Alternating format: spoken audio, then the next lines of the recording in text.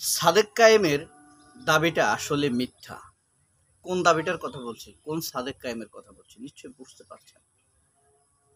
ঢাকা বিশ্ববিদ্যালয়ে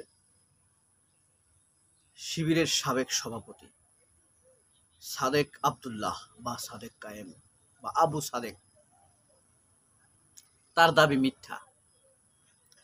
সমন্বয়কদের ইমাম, ২৪-এর গণ আন্দোলনের ইমাম সাদেক কায়েম, তার দাবি মিথ্যা। কেমন লাগে না ব্যাপারটা? কি দাবি করলেন?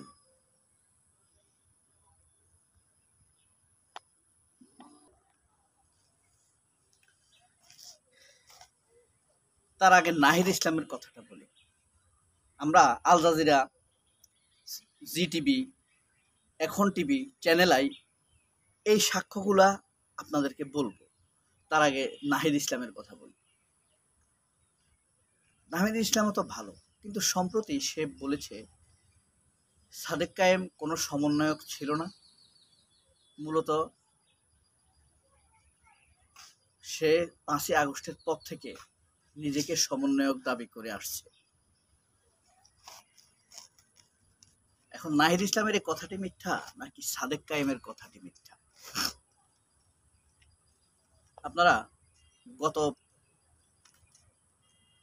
বৃহস্পতিবার আল জাজিরাতে প্রকাশিত বিশাল যে রিপোর্ট প্রকাশ হয়েছে, সেই রিপোর্টটা আপনারা দেখেছেন নিশ্চয়ই। সেখানে যখন সাদেক কায়েমের সেই নিউজে কিন্তু সাদেক কায়েমকে খুব ভালোভাবে উপস্থাপন করা হয়েছে। সাদেক কায়েমের অনেক বক্তব্য নেওয়া হয়েছে। তো নামের সাথে তার বিশেষণ লেগেছে সাদেক আব্দুল্লাহ, কখনো লিখেছে সাদেক কায়েম, কিন্তু বিশেষণ বা পদবিতে লিখেছে দ্য প্রোটেস্টার্স 2024, অর্থাৎ ২৪-এর একজন আন্দোলনকারী। এই পরিচয়টুকুই লিখেছে সেখানে। হ্যাঁ, ২৪-এর একজন আন্দোলনকারী। তিনি সেখানেও কোনো সমন্বয়ক হিসেবে নিজেকে দাবি করেন না। জুলাই মাসে ২০২৪-এর জুলাই মাসে আন্দোলন যখন চলে, তখন নিউ ইয়র্ক টাইমস নিউজ করেছে। তখন তারা লিখেছে one of the master mind. New York Times লিখেছে one of the master mind. সেটা তো টেলিভিশন চ্যানেল না, সেটা লিখেছে, আপনারা এখনো দেখতে পাবেন, সাদেক কায়েম। তখন লিখেছে Salman, one of the master mind Salman. Sadek কায়েম এতই ঝুঁকির মধ্যে ছিল যে তার নাম বদলাতে বাধ্য হয়েছে। তাহলে বুঝেন তার ভূমিকা কি ছিল। ২ নাম্বারটা বললাম। এরপরে কাজী জেসিনের, এই যে জি টিভিতে যে সাক্ষাৎকার দিয়েছে, কাজী জেসিনের সাক্ষাৎকার নিয়েছিল না,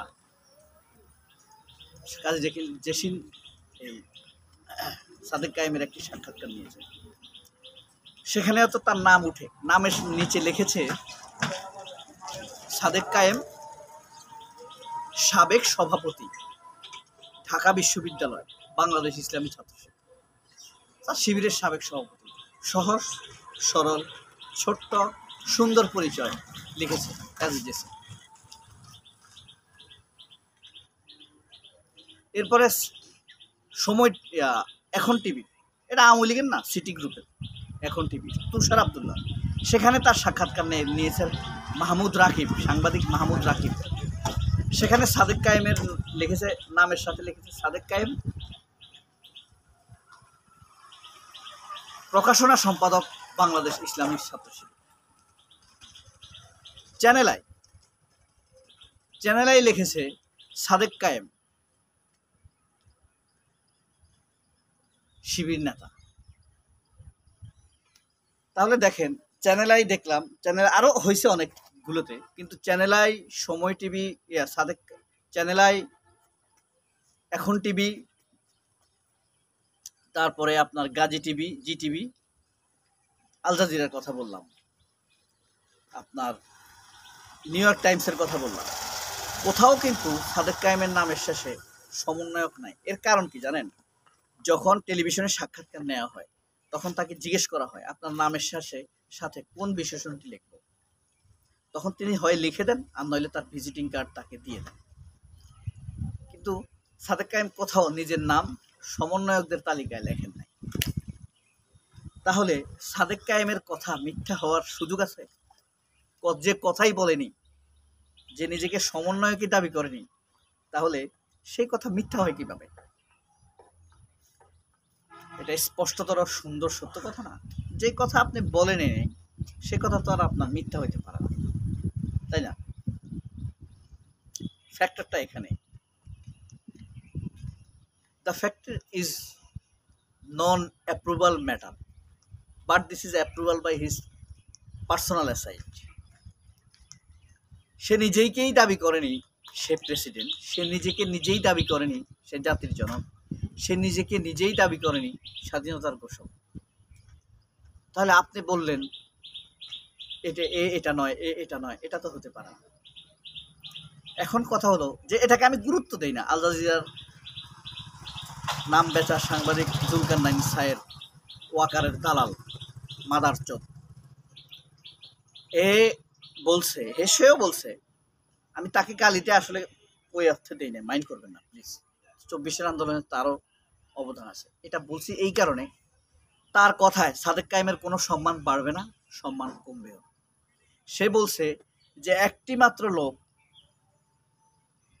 আগস্টের হাসিনা পালানোর পরে তার গায়ে কোনো রকম লবিং, চাঁদাবাজি, কোনো কিছুর কাদা তার গায়ে লাগেনি, সে হলো সাদেক কায়েম। তার বিরুদ্ধে নাহিদ ইসলামের লাগার কারণ কি? এবার আসুন সেটা বলে, নাহিদ কেন সাদেক কায়েমের পিছে লেগেছে। এর প্রধান কারণ আমি সহজ বলে দিই, সেটা হলো ঢাকা বিশ্ববিদ্যালয়ের অলিগলিতে সাদেক কায়েমের যে গ্রহণযোগ্যতা, এই গ্রহণযোগ্যতা নাহিদ বুঝতে পেরেছে, নাহিদ ইসলাম এটা স্পষ্টতর বুঝতে পেরেছে। আর বিএনপির কাছে পাশা বেসা সাংবাদিক এই যে বিরানি আলম বা শাহেদ আলম, সে কিন্তু বুঝতে পারেনি। সে বলছে সে ঢাকা বিশ্ববিদ্যালয়ের অলিগলি চিনে, সাদেক কায়েম কখনোই ঢাকায় ডাকসুন্নির নেতা হতে পারবে না। যাই হোক, তার কথা বলা, এখন যে অবস্থা হয়েছে, এখন নাহিদের দলের কেউ না কেউ তো নির্বাচন করবে, তাকে সামনে আনার জন্য সাদেক কায়েমকে মেলাইন করার চেষ্টা করেছে নাহিদ। এখানে বাংলাদেশের ডিজিএফআই বা এনএসআই নাহিদকে ব্যবহার করে থাকতে পারে, কারণ ডিজিএফআই এনএসআইয়ের কাজ হলো যেখানে যাকে যেভাবে পায় সুযোগ পায় কাজে লাগিয়ে নেওয়া, বিভেদ তৈরি করে দেওয়া। মনে রাখবেন, ভারতের এবং আওয়ামী লীগের বা সেনা ওয়াকার, কুত্তার বাচ্চা ওয়াকারের প্রধান টার্গেট হলো মানুষের মধ্যে বিভেদ তৈরি করে রাখা, বিভাজন তৈরি করে রাখা, তাদেরকে ঐক্যবদ্ধ হতে না দেওয়া। এই জিনিসটি তারা নির্বাচন করবে, এই কারণে সাদেক কায়েমকে আক্রমণ করে বসেছে নাহিদ। তবে মাইন্ড ইট, আপনাদেরকেও বলছি আর নাহিদকেও বলছি, ওই শিবিরের পেছনে যারা লেগেছে তারা পচেছে। আর একটা বড় কথা, খালেদা জিয়ার পেছনে যারা লেগেছে তারা পচেছে। খালেদা জিয়া, শিবির, জামাত, এদের পেছনে যে লাগবে, যেই খালেদা জিয়া, ইসলামী ছাত্র শিবির বা জামায়াত ইসলামের পেছনে লাগবে, সে পচে গলে দুর্গন্ধ বেরোবে। তাহলে সাদেক কায়েমের কথা কি মিথ্যা? সবাই অনেক ভালো থাকবেন। আল্লাহ হাফেজ। আসসালামু আলাইকুম ওয়া রাহমাতুল্লাহি ওয়া বারাকাতুহু। আমার হৃদয়ে আল্লাহর জন্য যেন সব সময় শুকরিয়া থাকে, আল্লাহর কাছে যেন আমি কৃতজ্ঞ হতে পারি, এবং তিনি যেন আমাকে শুকরগুজারীদের তালিকায় রাখেন। সেই দোয়া আমার জন্য একটু করবেন যদি মনে আসে। আমার জন্য তো দোয়া করতে আপনি বাধ্য না,